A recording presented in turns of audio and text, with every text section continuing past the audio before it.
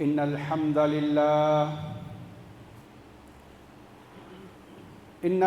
لله نحمده ونستعينه ونستغفره ونعوذ بالله من شرور أنفسنا وسيئات أعمالنا من يهده الله فلا مضل له ومن يضلله فلا هادي له وأشهد أن لا إله إلا الله وأشهد أن محمدًا عبده ورسوله أما بعد فإن خير الحديث كتاب الله وخير الهدي هدي محمد صلى الله عليه وسلم وشر الأمور محدثاتها وكل محدثة بدعة وكل بدعة ضلالة وكل ضلالة في النار. أعوذ بالله السميع العليم من الشيطان الرجيم. بسم الله الرحمن الرحيم. يا أيها الذين آمنوا اتقوا الله حق تقاته ولا تموتن إلا وأنتم مسلمون. يا أيها الناس اتقوا ربكم الذي خلقكم من نفس واحدة وخلق منها زوجها وبث منهما رجالا كثيرا ونساء واتقوا الله الذي تساءلون به والأرحام إن الله كان عليكم رقيبا. يا أيها الذين آمنوا اتقوا الله وقولوا قولا سديدا يصلح لكم أعمالكم ويغفر لكم ذنوبكم ومن يطع الله ورسوله فقد فاز فوزا عظيما. قال الله تبارك وتعالى إنا أنزلناه في ليلة القدر وما أدراك ما ليلة القدر ليلة القدر خير من 1000 شهر. وقال تعالى اقرأ باسم ربك الذي خلق خلق الإنسان من علق اقرأ وربك الأكرم الذي علم بالقلم علم الإنسان ما لم يعلم. محترم مصلیان اکرام، بزرگوں، نوجوان دوستوں، پردہ نشین خواتین اسلام اور پیارے بچوں، مجھے اور ہم میں کے ہر فرد کو سب سے پہلے اور سب سے زیادہ اسی اللہ وحدہ لا شریک لہ کی تعریف، توصیف، بڑائی، کبریائی اور حمد و ثنا بیان کرنا چاہیے، جس رب العالمین نے اس عظیم الشان کائنات کو پیدا کیا، اس میں اپنی مرضی سے، اپنی حکمت سے بے شمار چھوٹی بڑی مخلوقات کو اللہ نے بنایا۔ ان مخلوقات میں اللہ نے سب سے بہتر، سب سے باعزت، سب سے اشرف جو مخلوق بنایا، ان میں سے ہم کو پیدا کیا۔ اور اللہ تعالیٰ نے انسانوں کو علم سے نوازا، اللہ تعالیٰ نے انسانوں کو عزت سے نوازا، اللہ تعالیٰ نے انسانوں کو مقام و مرتبے سے نوازا۔ اللہ تعالیٰ نے فرشتوں کو حکم دیا کہ وہ انسان کے لیے احتراماً سجدہ بجا لائیں۔ یہ انسان کی عظمت ہے، یہ انسان کا مقام ہے۔ اللہ تعالیٰ نے یہ مقام انسان کو کس بنیاد پر دیا ہے، اسے ہمیں سوچنے کی ضرورت ہے، اور اس مقام و مرتبے کا لحاظ کرتے ہوئے ہمیں اللہ کی تعریف کرنا چاہیے، اس کی بڑائی بیان کرنا چاہیے، اور اس کے تقاضوں کو پورا کرنے کی کوشش کرنا چاہیے۔ الحمدللہ رب العالمین الرحمن الرحیم مالک یوم الدین۔ بے حد و حساب درود و سلام ہم تمام کے آخری نبی محمد عربی صلی اللہ علیہ وسلم کی ذاتی گرامی پر، جن کو اللہ تعالیٰ نے اپنا آخری نبی اور رسول بنا کر بھیجا، جن کو اللہ تعالیٰ نے ساری انسانیت کے لیے معلم، استاذ اور ٹیچر بنا کر بھیجا۔ انہوں نے دنیا کو علم سکھایا، انہوں نے دنیا کو عقیدہ سکھایا، انہوں نے دنیا کو اخلاق سکھائے، انہوں نے دنیا کو جتنی آج دنیا میں ڈیولپمنٹ ہے اس ساری ڈیولپمنٹ کی بنیاد رسول اللہ صلی اللہ علیہ وسلم نے رکھی، اور اس کی وجہ سے آج پوری دنیا میں انسانیت ایک ترقی کے راہ پر لگ گئی۔ انسانیت کو جہالت کے گھٹاٹوپ اندھیروں سے نکال کر علم کی روشن شاہراہ پر اللہ کے نبی صلی اللہ علیہ وسلم نے لگایا ہے۔ ایسے نبی پر ہمیں بار بار درود بھیجنا چاہیے صلی اللہ علیہ وآلہ وسلم۔ مختصر حمد و ثنا کے بعد محترم بزرگوں، آج میں آپ کے سامنے شب قدر کی فضیلت بیان کرتے ہوئے شب قدر کا ایک اہم پیغام امت محمدیہ کے نام دینا چاہتا ہوں۔ ہم جانتے ہیں کہ ہم رمضان کے مہینے سے گزر رہے ہیں، اور یہ بھی ہمارے علم میں ہے کہ ہم آخری عشرے میں گزر رہے ہیں۔ رمضان کا مہینہ سال کے 12 مہینوں میں سب سے افضل اور بہتر مہینہ ہے، اور رمضان کے 3 عشروں میں آخری عشرہ بہت زیادہ فضیلت والا عشرہ ہے، اور ان عشروں میں بھی اس پورے عشرے میں 10 راتیں ہیں۔ ان 10 راتوں میں 10 دنوں میں سب سے افضل دن وہ ہے جس دن قرآن نازل ہوا۔ اللہ تعالیٰ نے اس دن کو، اس رات کو بہت اہمیت دی، قدر والی رات، عزت والی رات، احترام والی رات کہہ کر قرآن میں اس کا تذکرہ فرمایا۔ فرمایا اِنَّا أَنزَلْنَاهُ فِي لَيْلَةِ الْقَدْرِ، ہم نے اس قرآن کو قدر والی رات میں نازل کیا ہے، عزت والی رات میں نازل کیا، احترام والی رات میں نازل کیا ہے۔ وَمَا أَدْرَاكَ مَا لَيْلَةُ الْقَدْرِ، آپ کو کیا معلوم کہ یہ قدر والی رات کیا، اس کی کتنی اہمیت ہے، اس کی کیا فضیلت ہے، آپ کو اس کی کچھ خبر؟ لیلۃ القدر خیر من الف شہر، فرمایا کہ یہ لیلۃ القدر 1000 مہینوں سے بہتر ہے۔ اللہ اکبر! اللہ نے 1000 گھنٹے نہیں کہے، 1000 دن نہیں کہے، 1000 ہفتے نہیں کہا، اللہ نے کہا 1000 مہینوں سے بہتر ہے، جس کو اگر ہم شمار کریں تو 83 سال اور 4 مہینے لگ بھگ بنتے ہیں۔ اتنی اہم یہ رات ہے، ایک رات 1000 مہینوں سے بہتر ہے۔ ایک رات کی عبادت 83 سال کی عبادت سے افضل ہے، برابر بھی نہیں، ایکویل بھی نہیں۔ خیر من الف شہر، ایسا نہیں کہا کہ ایکویل ہے، برابر ہے، کہا کہ 1000 مہینوں سے بہتر ہے، اور کتنی بہتر ہے اس کا کوئی لمٹ نہیں ہے۔ اور بعض علماء کہتے ہیں کہ 1000 کی گنتی بھی اس لیے بیان کی گئی کیونکہ عرب کے نزدیک 1000 ہی کی سب سے بڑی گنتی تھی۔ عرب جو ہے جب گنتے تھے تو 1000 ہی ان کی اسٹاپ، آخری گنتی ان کی 1000 تھی، اس سے آگے وہ نہیں گنتے تھے۔ اب جو بھی گننا ہو 1000 کو ملٹیپل کرتے تھے، 10,000 100,000 100,000 ایسا، تو 1000 ہی کو 1000 تو 1000 کو 1000 سے ملٹیپل کرتے تھے۔ اسی لیے بعض علماء یہ بھی کہتے ہیں کہ اگر جو ہے عرب کے پاس گنتی کی تعداد کی اینڈ کچھ اور ہوتی تو شاید کہ اللہ تعالیٰ اس کا بھی ذکر فرما دیتا کہ اس سے افضل ہے، خیر من الف شہر۔ تو یہ نہیں کہا کہ 1000 مہینے کے برابر ہے، کہا کہ 1000 مہینوں سے بہتر ہے۔ اللہ اکبر! تو یہ اتنی عظیم الشان رات ہے۔ کیوں اس کی اتنی فضیلت ہے؟ اس وجہ سے کہ اس رات میں اللہ تعالیٰ نے قرآن نازل کیا ہے۔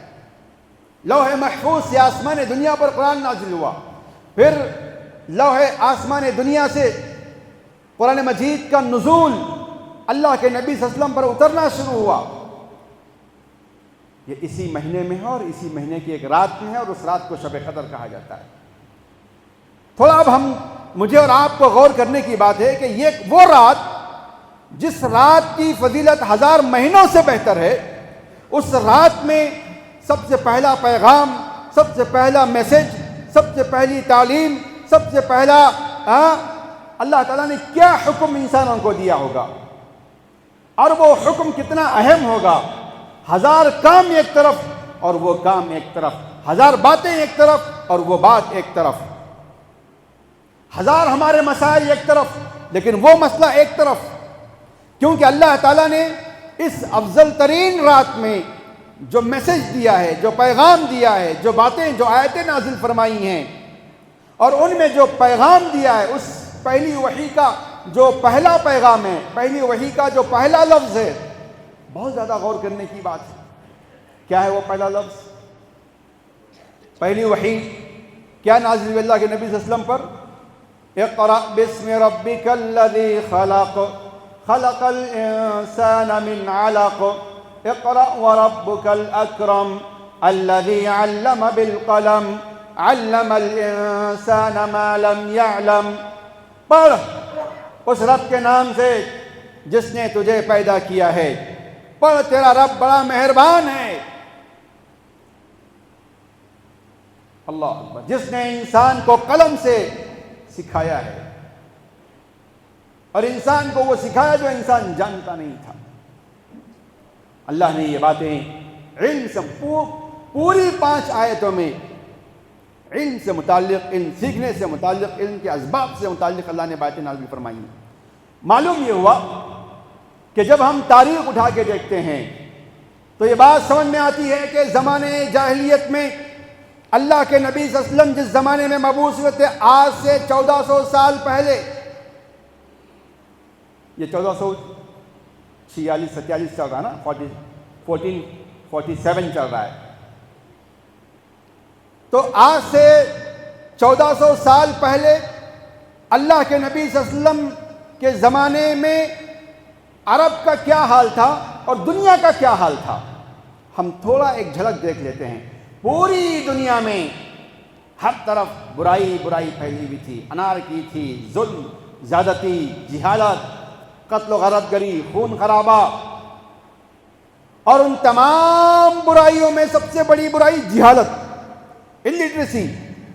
پورے شہر میں 1-2 آدمی پڑھے لکھے، لاکھوں کے لوگوں میں 5-10 پڑھے لکھے، علم کا کوئی مقام نہیں تھا، کوئی مرتبہ نہیں تھا، پورے لوگ جہالت کا شکار تھے، بہت کم لوگ پڑھے لکھے لوگ۔ اب اس سماج میں، اس سوسائٹی میں بہت برائیاں تھیں، قتل بھی تھی، غارت گری بھی تھی، جھوٹ تھا، دھوکہ تھا، بچیوں کو قتل کرتے تھے، عورتوں کی عزت نہیں تھی، انسانوں کے خون سے ہولی کھیلی جاتی تھی، کیا کیا برائیاں تھیں، زنا، بدکاری، سود، بہت کچھ اس معاشرے میں عام تھا۔ اب اس سوسائٹی کو، اس معاشرے کو سدھارنے کے لیے، اس سماج کو صحیح راستے پر لگانے کے لیے اللہ تعالیٰ نے اللہ کے نبی صلی اللہ علیہ وسلم کو ان میں سے نبی بنایا، ان میں سے چنا ان کو، اور پھر اللہ کے نبی صلی اللہ علیہ وسلم پر پہلا جو حکم نازل کیا گیا، پہلا جو حکم دیا گیا، وہ یہ نہیں کہ نماز قائم کرو، وہ یہ نہیں کہ روزے رکھو، وہ یہ نہیں کہ حج کرو، وہ یہ نہیں کہ تم زکوٰۃ دو، وہ یہ بھی نہیں کہ تم اللہ پر ایمان لاؤ۔ اس بات کی بھی بات نہیں کی گئی۔ اللہ ہمیں سوچنے کی ضرورت ہے کہ اللہ تبارک و تعالیٰ نے کتنی اہمیت دی ہے علم کو، کتنا اہمیت دیا ہے پڑھنے کو، کتنا زور دیا ہے تعلیم کو، کہ اللہ تعالیٰ نے پہلی وحی کی پہلی آیت میں فرمایا اقرا، اے محمد صلی اللہ علیہ وسلم آپ پڑھیے اور ہر انسان کو پڑھنا سکھائیے۔ اللہ اکبر۔ آج افسوس کی بات یہ ہے کہ آج ہمارے سماج میں، ہمارے معاشرے میں بہت سی خرابیاں ہیں، ہم تمام کو ان خرابیوں کی اصلاح کی فکر ہوتی ہے، لیکن ہم یہ نہیں سوچتے کہ جیسے اللہ تعالیٰ نے شب قدر میں اتنی اہم ترین رات میں جو سب سے پہلی قرآن مجید کی بے شمار آیتوں میں چند آیتوں کا انتخاب کیا، ان میں بھی پہلی وحی کی جو پہلی آیت کا جو پہلا لفظ ہے وہ کتنا امپورٹنٹ ہوگا، وہ کتنا اہم ہوگا۔ افسوس کی بات یہ ہے کہ آج ہم اسی لفظ کو اتنا ہی زیادہ اگنور کر رہے ہیں، اتنا ہی زیادہ ہم اس کو لائٹ لے رہے ہیں۔ علم کے معاملے میں، تعلیم کے معاملے میں، سیکھنے کے معاملے میں، سکھانے کے معاملے میں ہم بہت غافل ہیں۔ تمکور جیسے اتنے بڑے شہر میں مسلمانوں کی ایسی کوئی کالج نہیں ہے جہاں مسلمان بچے صحیح اور معیاری تعلیم حاصل کر سکیں۔ ہماری دولت، ہمارا پیسہ، ہمارا وقت، ہمارا ذہن کہاں لگ رہا ہے؟ ہم جب دیکھتے ہیں تو بڑے بڑے شادی خانے ہیں، بڑے بڑے ہوٹل مسلموں کے ہیں، لیکن بڑے بڑے اسکولز، بڑی بڑی کالجز اور بڑی بڑی یونیورسٹیاں ہم مسلمانوں کی نہیں ہیں۔ یہ کیوں نہیں ہیں؟ اس کی کیا وجہ ہے؟ کیوں ہم قرآن کے اس پیغام کو بھول رہے ہیں؟ کیوں ہم اپنی دولت کو ہم یہاں وہاں صرف کر رہے ہیں؟ کیوں ہم اپنے پیسوں کو ادھر ادھر ویسٹ کر رہے ہیں؟ کیوں ہم اپنے بچوں کو غیروں کے پاس پڑھاتے ہیں؟ کیوں ہم اپنے بچوں کو ایسے اسکولوں میں پڑھاتے ہیں جہاں پر پردے کا کوئی اہتمام نہیں، جہاں پر دین کی کوئی بات نہیں، جہاں پر اخلاق کا کوئی معیار نہیں؟ وہاں کے سائنسدان بھی، وہاں سے نکلے ہوئے سائنسدان بھی ایسے ہیں کہ اگر ان کی زندگی کو کے فائل کھول دی جائے تو کالے کرتوت نکلتے ہیں۔ بڑے بڑے ویگیان، ان کے اخلاق کی یہ صورت ہے کہ جب ان کی زندگی کی نجی زندگی ان کی جب دیکھی جاتی ہے، ان کا پرائیویٹ ٹائم جب اوپن کیا جاتا ہے تو سب کو شرم آتی ہے۔ آج ضرورت ہے کہ ہم مسلمان اس معاملے کو بہت سیریس لیں کہ اگر اس بگاڑ کو ہم سدھارنا چاہتے ہیں، اگر یہ جو آج ہمارے سامنے معاشرہ ہے، اگر اس کو ہم سدھارنا چاہتے ہیں، خود اب مسلمان اگر پچھلے 100 سال سے ہم ذلت و رسوائی سے دوچار ہیں، اس وجہ سے کہ ہم میدان علم سے پیچھے ہیں۔ کوئی اور قوم ہم سے سیکھ کر، ہم سے پڑھ کر، ہمارے اسٹوڈنٹ رہتے ہوئے وہ ہمارے پورے نالج کو، پوری کتابوں کو یاد کیا انہوں نے، سمجھا انہوں نے، اور اس سے پوری لائبریریوں کو بغداد سے، ہمارے اسپین سے منتقل کیا اپنی یونیورسٹیوں میں، اور اس پر ریسرچ کرنے لگے، اس پر تحقیق کرنے لگے، اس پر اسٹڈی کرنے لگے، اور انہوں نے پڑھ کر کے اس علم کو آگے بڑھایا، اور ہم جاہل کے جاہل رہ گئے، اور ہمارا پورا سرمایہ دوسروں کے حوالے کر کے ہم کنگال ہو گئے۔ اتنا کنگال ہو گئے کہ اب جہالت کی فہرست میں مسلمانوں کا نام آتا ہے، جاہل قوم کی فہرست میں مسلمانوں کا نام آتا ہے۔ کس قدر افسوسناک بات ہے۔ مسلمانوں کے جو اچھے ایریے ہیں تو خیر وہاں تو لوگ ایجوکیٹڈ ہوتے ہیں، سلم ایریوں میں جائیے، وہاں سے معلوم ہوتا ہے کہ کتنی مسلمانوں میں لٹریسی ہے، کتنے ایجوکیٹڈ ہیں لوگ، کتنے تعلیم یافتہ ہیں۔ ہمیں صرف اپنا نہیں، اپنے گھر کا نہیں، بلکہ پورے سماج کا سوچنا چاہیے، اور پھر ہمیں توجہ دینے کی ضرورت ہے کہ علم وہ چیز ہے جس کو اللہ نے بہت اہمیت دی ہے، اللہ کے نبی نے بہت اہمیت دی ہے، ہمیں بھی چاہیے کہ ہم اس کو اہمیت دیں۔ کیسے اللہ نے اہمیت دی؟ آپ دیکھیے، اللہ تعالیٰ نے انسان کو بنایا، آپ کو معلوم ہونا چاہیے کہ انسان کی معراج بھی علم سے ہی ہے۔ جی، فرمایا پہلا انسان کون ہے؟ ہم مانتے ہیں کہ آدم علیہ السلام ہیں، جن کو اللہ نے پیدا کیا ہے۔ اللہ تعالیٰ نے آدم علیہ السلام کو پیدا کرنے کے بعد کیا سکھایا ان کو؟ کیا سکھایا؟ کھانا پکانا سکھایا؟ کپڑے پہننا سکھایا؟ کیا سکھایا؟ اللہ نے فرمایا وَعَلَّمَ آدَمَ الْأَسْمَاءَ كُلَّهَا ثُمَّ عَرَضَهُمْ عَلَى الْمَلَائِكَةِ فَقَالَ أَنبِئُونِي بِأَسْمَاءِ هَؤُلَاءِ إِن كُنتُمْ صَادِقِينَ قالوا سبحانك لا علم لنا إلا ما علمتنا إنك أنت العليم الحكيم۔ فرمایا کہ اللہ تعالیٰ نے فرمایا کہ اللہ نے آدم کو کائنات کی ساری چیزوں کا علم اللہ نے عطا کیا، ان کے سارے نام، ان کی خاصیتیں اللہ نے سب سکھا دیا ان کو۔ گھر بنانا نہیں سکھایا، لیکن کیا سکھایا؟ علم سکھایا، اور ایک انسان کو اس قدر قابل بنایا، اتنی صلاحیت عطا کی کہ جب فرشتوں سے آدم السلام کا کمپٹیشن ہوا، اللہ نے پوچھا بتاؤ اس کا کیا نام ہے؟ بتاؤ یہ کیا کام کرتا ہے، بتاؤ میں نے یہ کیوں پیدا کیا ہے، نہیں بتا سکے فرشتے، جواب نہیں دے سکے۔ تو پہلا کمپٹیشن جو انسان نے جیتا ہے فرشتے سے کس وجہ سے جیتا ہے؟ علم کی وجہ سے جیتا ہے۔ اور اگر آج ہم کسی وجہ سے کسی دوسری قوم سے پیچھے ہیں تو کس وجہ سے پیچھے ہیں؟ علم نہ ہونے کی وجہ سے۔ سائنس کے میدان میں ہم پیچھے ہیں، ٹیکنالوجی کے میدان میں ہم پیچھے ہیں، طب کے میدان میں ہم پیچھے ہیں۔ ارے دنیا جس چیز کو، جس فیلڈ میں آگے ہے اس فیلڈ میں ہم سب سے پیچھے ہیں۔ ہم بس خرید کے استعمال کرنا چاہتے ہیں، ہم بس اسٹوڈنٹ بن کے رہنے پہ خوش ہیں، ہم بس اپنی کمائی پہ خوش ہیں۔ ہمیں چاہیے کہ ہم انوینٹ کرنے والے بنیں، ایجاد کرنے والے بنیں، نئی نئی تخلیقات میں، ایجاد میں ہم آگے بڑھنے والے بنیں۔ کیا ہمارے پاس ذہن نہیں ہے؟ کیا ہمارے پاس صلاحیتیں نہیں ہیں؟ کیا ہمارے پاس دولت نہیں ہے؟ کیا ہمارے پاس لوگ نہیں ہیں؟ لوگ بھی موجود ہیں بے شمار، پیسے بھی بے شمار موجود ہیں، ذہن بھی بے شمار موجود ہے، لیکن سوچ نہیں ہے، سوچ بدلنے کا جذبہ نہیں ہے، انقلاب کی طرف آگے بڑھنے کا جذبہ نہیں ہے، شکایت کرنے کا جذبہ ہے، دوسروں کے اوپر انگلیاں اٹھانے کا جذبہ ہے، کام کرنے والوں کو ان کے پیر پکڑ کے کھینچنے کا جذبہ ہے، ایک دوسرے کی غیبتیں کرنے کا جذبہ ہے ہمارے پاس۔ مل بیٹھ کر کے اپنی انا کو قربان کرتے ہوئے ہمیں امت مسلمہ کی عزت کے لیے، اس کی شان کے لیے محنت کرنے کا جذبہ نہیں ہے۔ اسی وجہ سے ہر جگہ ہم مارے جا رہے ہیں، ہر جگہ ہم پیٹے جا رہے ہیں۔ ہمیں چاہیے کہ ہم اس پر خاص توجہ دیں۔ اور میں یہ بات بتاؤں کہ اللہ تعالیٰ نے آدم علیہ السلام کو کیا سکھایا تھا؟ وَعَلَّمَ آدَمَ الْأَسْمَاءَ كُلَّهَا، اللہ تعالیٰ نے آدم علیہ السلام کو سارے نام سکھائے تھے، ان کی خاصیت سکھائی تھی۔ علماء اس میں کہتے ہیں کہ آدم علیہ السلام کو علم شریعت دنیا میں آنے کے بعد دیا گیا، کیا حلال ہے، کیا حرام ہے، کیا کرنا ہے، کیا نہیں کرنا ہے، نماز کیسے پڑھنی ہے، عبادت کیسی کرنی ہے، سب طریقے کب سکھائے؟ جنت میں نہیں سکھایا اللہ تعالیٰ نے، دنیا میں آنے کے بعد ہدایت اللہ نے بھیجی ہے۔ تو پھر آسمانوں میں، جنت میں جو علم سکھایا کون تھا؟ علم کائنات تھا، وہ کائنات کا علم تھا وہ۔ افسوس کی بات یہ ہے کہ آج مسلمان کائنات کے علم کو، جسے سائنٹیفک نالج کہتے ہیں، اس فیلڈ سے ہم بہت پیچھے ہیں۔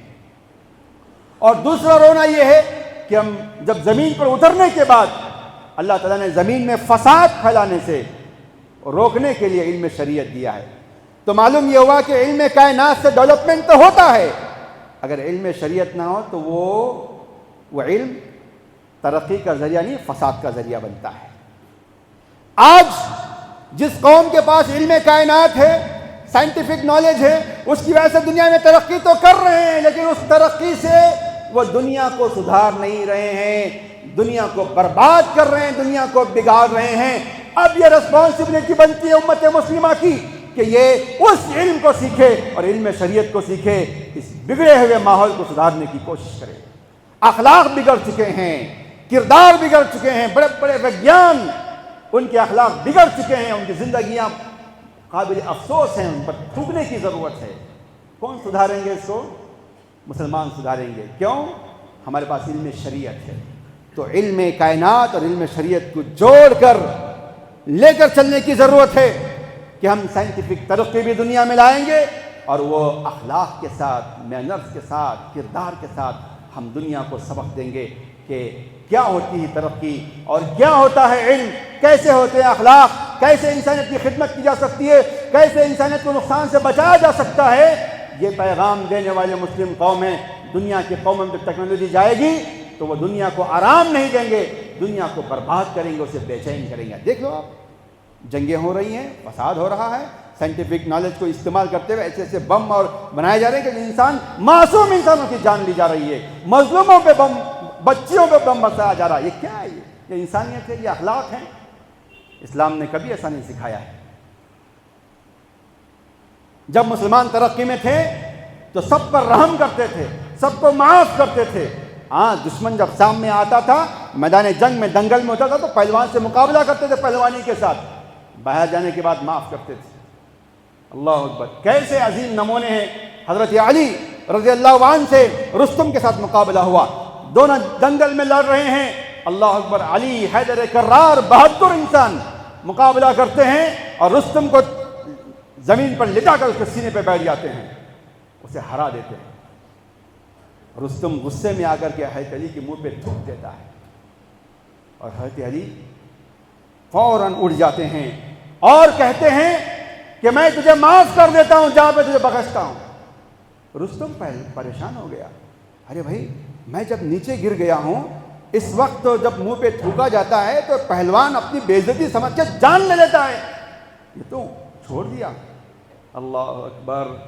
کیا کہا حضرت علی نے؟ کہا کہ رستم، میں تجھ سے اب تک لڑ رہا تھا اللہ کے لیے، جب تو نے میرے منہ پہ تھوک دیا تو مجھے میرا نفس غالب آ گیا۔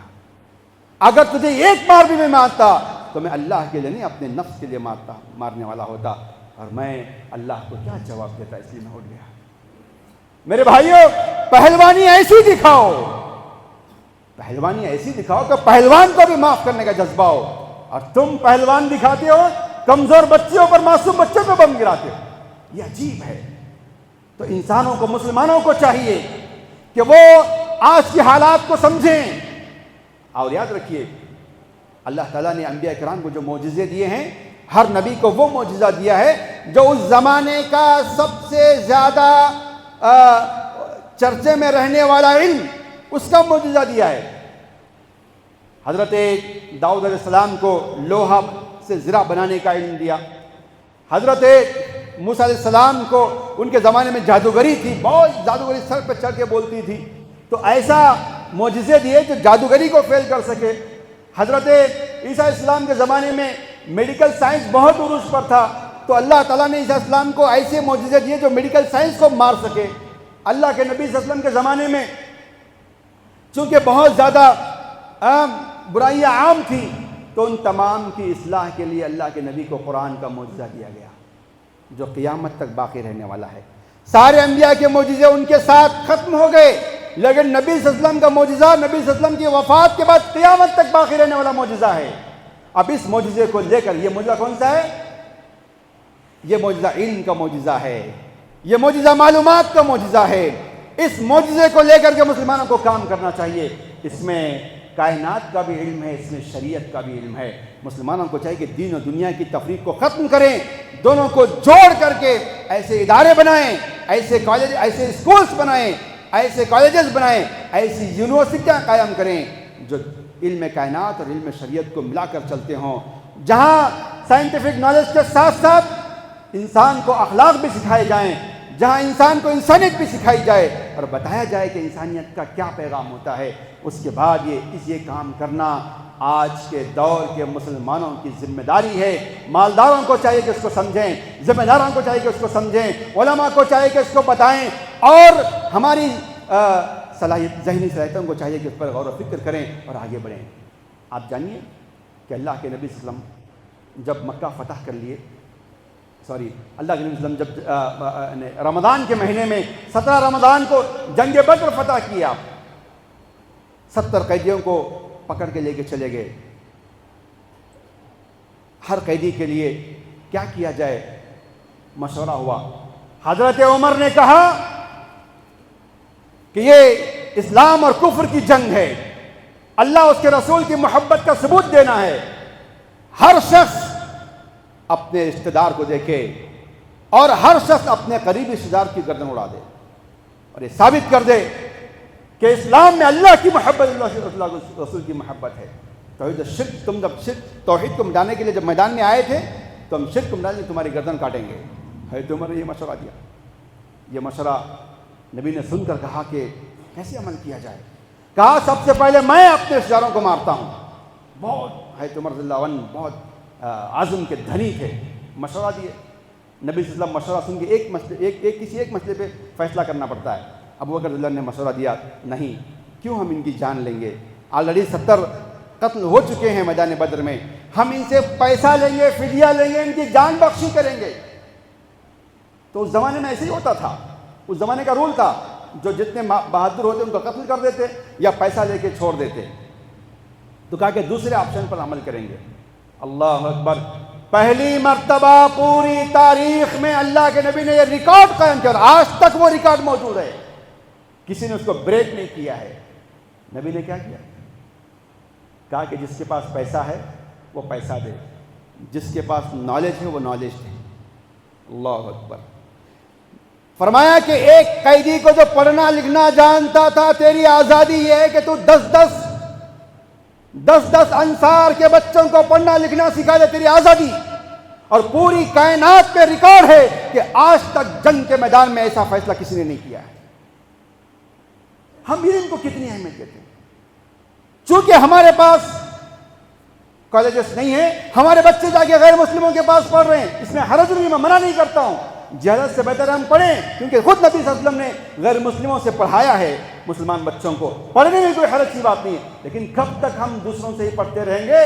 کیا آج بھی ہم غریب ہیں؟ کیا آج بھی ہمارے پاس پیسہ نہیں ہے؟ کیا آج بھی ہم بڑے بڑے گھر ہم بنا رہے ہیں، بڑی بڑی مسجدیں ہم نے بنا لی ہیں؟ ان مسجدوں کو ہم نے صرف عبادت کا مرکز بنایا ہوا ہے۔ ضرورت ہے کہ اس عبادت کے اس مرکز کو علم کا مرکز بنا دیا جائے۔ اللہ کے نبی صلی اللہ علیہ وسلم کی جو مسجد نبوی تھی وہ کھجور کے پتوں پر تھی، لیکن وہاں عبادت بھی ہوتی تھی، وہاں علم بھی وہاں سے پھیلتا تھا، وہاں سے فیصلے بھی ہوتے تھے، وہاں سے غریبوں کی مدد بھی ہوتی تھی، وہاں سے جنگ کے فیصلے بھی ہوتے تھے، وہاں سے فوج بھی نکلتی تھی، سب کچھ وہی تھا۔ آج ہم نے مسجد کو بس کیا عبادت کا مرکز بنا دیا ہے۔ اس کانسیپٹ کو بدلنے کی ضرورت ہے۔ مسجد ہمارا ایک مرکزی سینٹر ہے، اس کو وہ اہمیت دینے کی ضرورت ہے۔ بہرحال بہت سی باتیں ہیں جس پر آج ہمیں توجہ دینے کی ضرورت ہے، اور یہ کس کے حوالے سے میں کہہ رہا ہوں؟ شب قدر کے حوالے سے کہہ رہا ہوں کہ شب قدر جو اسی آخری عشرے میں موجود ہے، ہم نے 2 تاخراتیں گزار لی ہیں۔ دعا کیجئے کہ اللہ تعالیٰ بقیہ تاخراتوں کو بھی گزارنے کے اللہ توفیق عطا فرمائے، عبادت کی توفیق عطا فرمائے، اور شب قدر میں کی جانے والی عبادت اللہ قبول فرمائے۔ لیکن یہ صرف دعا کی رات نہیں ہے، یہ صرف عبادت کی رات نہیں ہے، یہ صرف مناجات کی رات نہیں ہے، یہ صرف کھانے کھلانے کی رات نہیں ہے، یہ صرف جاگتے رہنے کی رات نہیں ہے، یہ رات غور و فکر کرنے کی ہے، یہ رات سوچنے کی رات ہے، یہ رات میں ہمیں یہ فیصلہ کرنا ہے کہ جب اللہ تعالیٰ نے دنیا کو سدھارنا چاہا تو سب سے پہلے اقرا کی آیت نازل کی ہے، تو ہمیں بھی اگر اپنے آپ کو سدھارنا ہے تو اس رات میں غور کر کے فیصلہ کرنا چاہیے کہ ہمیں بھی علم کے راستے کو اپنانا پڑے گا۔ یہی پیغام ہے لیلۃ القدر کا پیغام، امت اسلامیہ کے نام علم اور علم اور علم۔ یہ علم سیکھنے اور سکھانے کا پیغام لے کے جائیں آپ۔ ہم اپنے سلم ایریا کے بچوں کو ایک ایک بچے کی ذمہ داری لیں گے، ہم اپنے مدرسے میں موجود ایک ایک بچے کو ذمہ داری لیں گے، حافظ بھی بنائیں گے، عالم بھی بنائیں گے، ڈاکٹر بھی بنائیں گے، انجینئر بھی بنائیں گے۔ حافظ جو ہوگا وہ دنیا جانتا ہوگا، جو ڈاکٹر ہوگا وہ دین جانتا ہوگا، جو ڈاکٹر ہوگا اسے اخلاق سکھائیں گے، انجینئر کو اخلاق سکھائیں گے، سائنٹسٹ کو ہم بااخلاق بنائیں گے، اسے دیندار بنائیں گے۔ یہ جذبہ ہونا چاہیے۔ کیوں؟ کیونکہ دنیا دیکھ رہی ہے کہ جو صرف سائنس پڑھتے ہیں ان کے اخلاق اتنے گرے ہوئے ہیں کہ اس پر انسانیت ملامت کر رہی ہے، افسوس کر رہی ہے، چھوٹے چھوٹی بچوں کے ساتھ مکالمہ کرتے ہیں۔ عجیب ہے، شیطان کی پوجا کر رہے ہیں، شیطان کے یہ سب مددگار بن گئے ہیں۔ ہمیں اٹھ کر کے رحمان کی مددگار بننے کی ضرورت ہے۔ آج انسانیت پریشان ہے، اسے اس پریشانی سے نکالنے کی ذمہ داری مسلمانوں کے کندھوں پر ہے، اور یہ شب قدر کا پیغام یہ ہمیں دے رہا ہے کہ لوگوں، میں شب قدر اتنی اہم ہے تو صرف اس پر مت ٹکو، یہ غور کرو کہ اس رات میں کون سا پیغام نازل ہوا، وہ کتنا اہم ہے، اس پر ہم کتنی توجہ دے رہے ہیں، کتنا پیسہ خرچ کر رہے ہیں، کتنا وقت خرچ کر رہے ہیں، کتنی صلاحیت خرچ کر رہے ہیں، کتنے حکومتیں اس پہ غور کر رہی ہیں، کتنے افراد، کتنی کمیٹیاں، کتنی سوسائٹیاں غور کر رہی ہیں۔ ہر ایک کو اس پر جائزہ لینے کی ضرورت ہے۔ ہم دوسرے سے شکوہ نہ کریں، ہم پہل شروع کریں، ہم کیا کر رہے ہیں یہ سوچیں۔ تو بہرحال یہ ایک اہم پیغام تھا جو میں نے آج کے جمعے کے خطبے کے حوالے سے آپ کے سامنے دینے کو مناسب سمجھا ہے۔ اگر یہ صحیح ہے تو اسے ضرور قبول کیجئے، اس پر غور کیجئے، اور اس میسیج کو قبول کیجئے، اور فیصلہ کر کے اٹھیے کہ اس تمکور میں ہماری جماعت کی طرف سے ایک مدرسہ جو چل رہا ہے اسے ہم مضبوط کریں گے، اور ایک ایسا اسکول قائم کریں گے، ایک ایسا کالج قائم کریں گے، بلکہ آگے بڑھ کر کے ایسی یونیورسٹی قائم کریں گے جو دوسروں کے لیے نمونہ ہوگی، جو دوسروں کے لیے مشعل راہ ہوگی۔ یہ ایک پیغام دے کر میں اپنی بات کو ختم کرتا ہوں۔ دعا رب العالمین سے کہ آج کے خطبہ جمعہ میں جو باتیں ہمارے سامنے آئی ہیں ان باتوں پر غور کرنے ہمیں توفیق عطا فرمائے، اور شب قدر کے پیغام کو سمجھنے کی توفیق عطا فرمائے۔ ہمیں علم والا بننے، علم اور علم کائنات اور علم شریعت کے میدان میں ہمیں آگے بڑھ کر کے ان دونوں کو جوڑ کر علم حاصل کرنے اور کائنات میں کو سدھارنے اور اخلاق کو عام کرنے اور دینی تعلیمات کو دنیا میں پھیلانے والا بننے کی اللہ ہمیں توفیق عطا فرمائے۔ آمین۔ وآخر دعوانا الحمد للہ رب العالمین۔